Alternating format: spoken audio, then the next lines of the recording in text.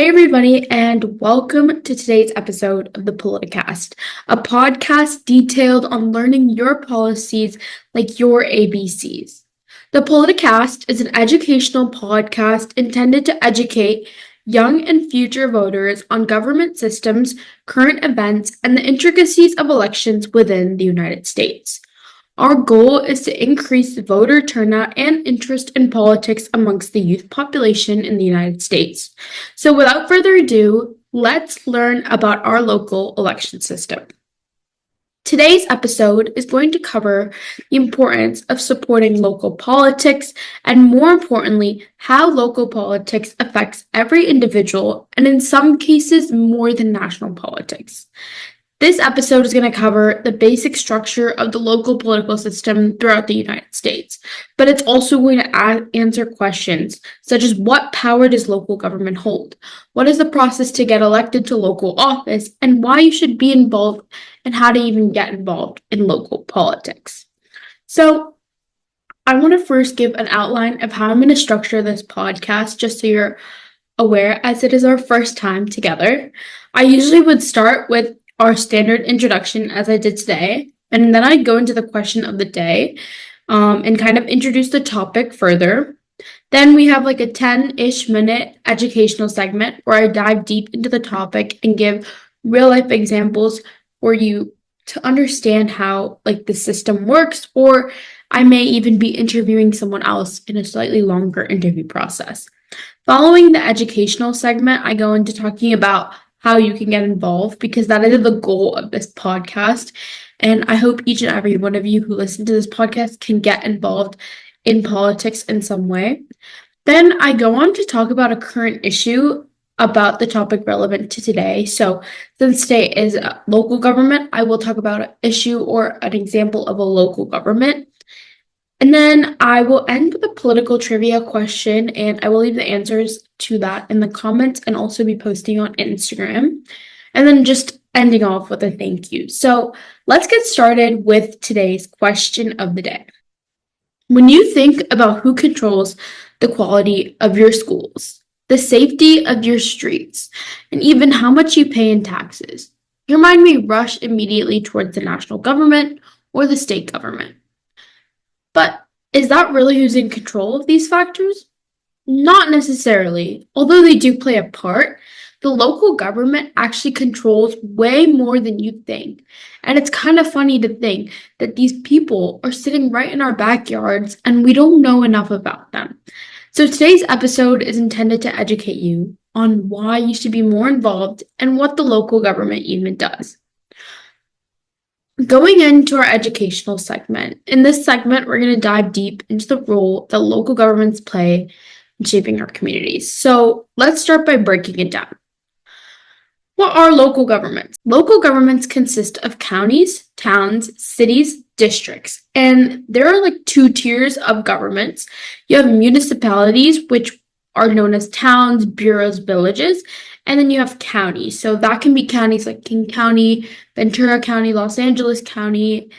According to the White House website, municipalities, they generally take responsibility for your typical park and recreation services. So like if you have a community center, maybe that's a part of what your municipality is running, or a local park. They also manage police, fire departments, housing services, emergency medical services, municipal courts, transportation services, which includes public transportation, of course, public works, so that would include your streets, sewers, signage, and more. So this is huge. Look at how much these local electeds are controlling, and they are the ones who are in charge of creating policy around these specific details in your local area, which shows how important it is to be paying attention to local politics. I want to bring up an example. Now, this is a theoretical example, but this talks about how low voter turnout is in local elections. People don't care enough to vote on the local ballot. Honestly, majority of the United States population only shows up to the polls on November 5th for Election Day. However, it's really important for us to understand that local government has such a big impact on how our local community shapes out and the rules and regulations that we get. I want to give an example of why low voter turnout actually negatively affects us and why we should get out to the polls as youth. So, if there was a town of 100 people, this is theoretical, and 60% of the individuals who lived there were below the age of 30 and above the age of 18, and the rest were above 30. We're just going to have the assumption that everyone above 30 is retired. We can change the age number to 60 if that makes it more clear, but only 15%, which is kind of in line about how the youth population votes, even in the national election, of the under 30 population shows up at that local election. Conversely, 40% of the people above 30 show up and they all vote for someone. However, it's important to note that the views of the younger generation differ from the views of the older generation. So, 40% of those people above this threshold of age came and they voted, but they're all retired, right? So now we have a leader who was likely elected and their policies favored those for retired people. So now, although the majority of the population is working and their policies, they need policies that are going to help them work. For example, if they need to travel out of town for transportation to their jobs, they live like in a more rural area, or if they need like some childcare help because they're constantly at work, the local government isn't necessarily prioritizing that, or they may be, but just not like it's not their key policy issue because it wasn't the person who they elected in theory, right? So if there was a candidate who was obviously going for that, and that 15%, they almost all voted for that candidate, they didn't get elected because of how much the older population showed up at the polls. You still have disproportionate and inaccurate representation, and this also translates into national politics as well. But basically, this scenario, it's a little confusing, but what it's meaning to illustrate is how complicated it is for our younger generation. If we don't show up to the polls, even at local elections, I know it's hard to go, but I think when you understand the extent to how much local politics affects your life, it affects your everyday actions. It's kind of like math. When we learn about math, we learn that math is everywhere. If you're seeing a time or, you're counting this many seconds, something like that. There's constantly math around us, but there's also constantly government around us. The roads that we drive on, the house that we live in, the tax that we pay, it's always kind of with. So I think that it's really important that we take that into consideration as well. So now let's talk about local government, of course. So what is it? How does it exist? Let's go into it. So there's typically a city council, and that's your localist kind of form of government. And these are generally local positions, but they aren't as vast as you would have at the state level or even the national level. You don't have representatives or Senate. It's just a very mini, concise government for a certain area. Each city council is your niche's form of government, and they focus on community-based issues, depending on if it's classified by county or a city, depending on the population, typically. So most people vote for their city council, and they have city council elections that happen, and they vote for the person to fill their seat. Now, once a seat is filled, we'll talk a little bit about the mayor process. Some councils appoint a mayor within themselves, but there's also a mayoral election. Just kind of depends on where you live. Different places have it done differently. Now, I think it's hard because city councils don't necessarily typically address how important they are because they're so overlooked. But if we look at the city of Colorado Springs, which is a random city that I took, and I went on their city council website and I found that they describe city council as the legislative body for the city of Colorado Springs, and they set legislative policies. Now, your common person wouldn't necessarily know that. They would just they would hardly know about the details of city council, and it's because of our lack of involvement. See, it's so relevant because the services that I listed above previously, they directly match everything that you are immersed in your real life. And when it comes to city council, they focus on the specific needs. They're not focusing on broader, maybe more contentious issues such as gun control, abortion rights, That's more of a national government thing, and they do focus on niche stuff. But what the focus is they focus on bettering the community and catering to the community's needs. So I would say they're really like mini governments within the city, and they represent so much of what the local population wants. And it's not like a general, and they don't work on as many highly contentious issues. They work on building the community. So let's think about this like in a like kind of a funny scenario. If we have this random place in Oklahoma, like Tulsa, Oklahoma, and they are having a problem with their city infrastructure. Nowhere else in Oklahoma is there a problem. Their city infrastructure is struggling. Their citizens should not be appealing to the national government or the state government even. That's a local government thing. And so appealing to the national government, although it's tempting and enticing, it's not the right course of action. And many people don't know how to go about awareness, spreading awareness about issues, and also making other people aware. So I think it's really important to be aware of the issues in your community. And there's so much scope in so many communities for improvement. So, for example, like in my community, an entire road was closed off throughout the duration of summer, which made transportation hard. We had to go an extra 2 miles, which I know it doesn't seem like a lot, but it does add up when it comes to timing and when it comes to gas, and it's kind of bad for the environment, but it's also just inefficient.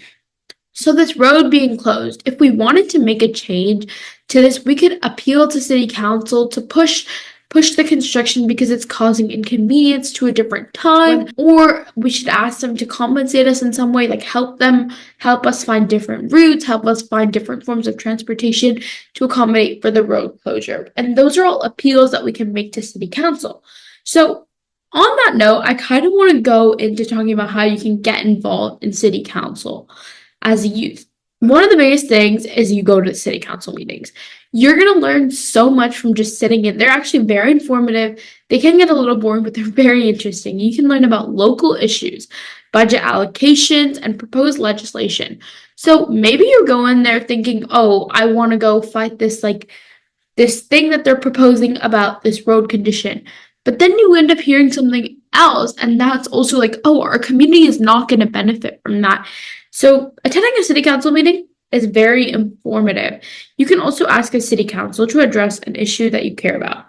Another thing that I highly recommend, I was a part of it as well, was being a part of a youth board or a local commission. They're kind of working in collaboration with city council, and they are unpaid, but they can help you learn so much about how local government works.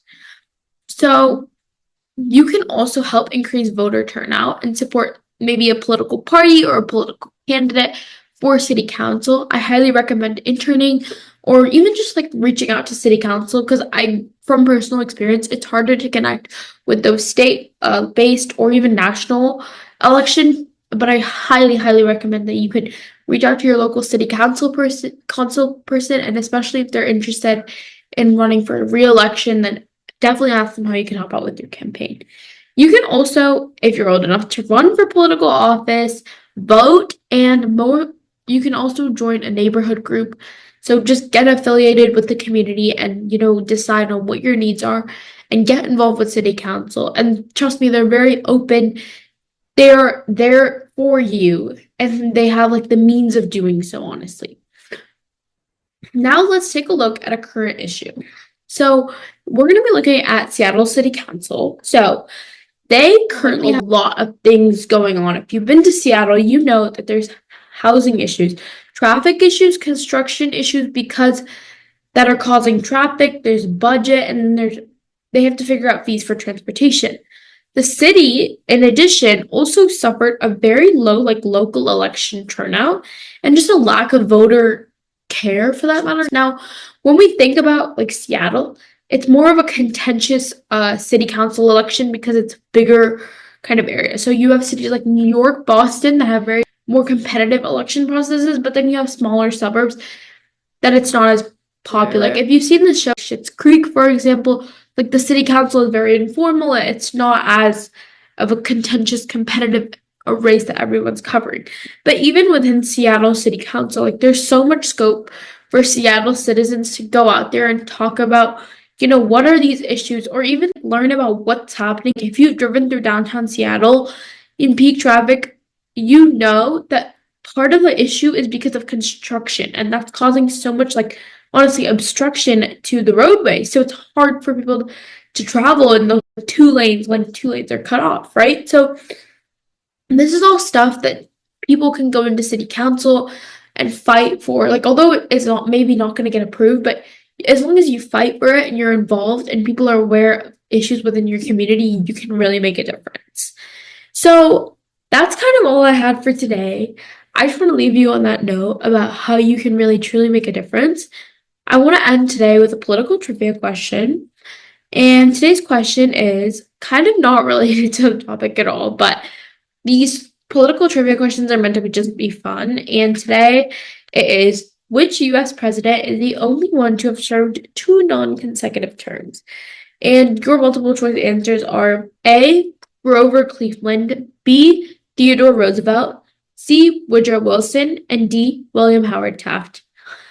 Thank you so much for joining us on the Politicast, and today we unpack the importance of local politics and how seemingly small decisions can have a big impact on our lives. Don't forget to follow us on social media and stay tuned for our website. And be sure to like and subscribe this episode and share with your friends. See you next time, and thanks for watching.